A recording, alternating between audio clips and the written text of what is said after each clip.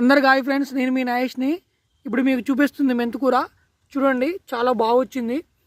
ఇది చలికాలం ఇంకా బాగా ఎదిగిద్ది, కానీ మనకి ఫంగల్ తుఫాన్ అంట, అది మనకి రాబోతుందంట. చూస్తే 2 రోజుల నుంచి మబ్బులు మాత్రం చాలా చూడండి, మబ్బులు బాగా బీభత్సంగా పట్టున్నాయి.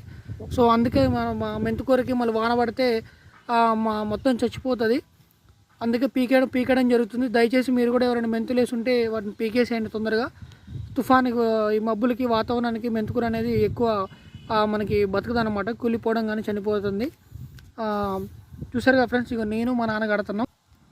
ఇవన్నీ కట్టిన కట్టెలు అనమాట. ఇట్లా ఈ విధంగా అట్లా కొద్దిగా గాలాడాలన్నమాట, బాగుంటుంది కట్టెలకి.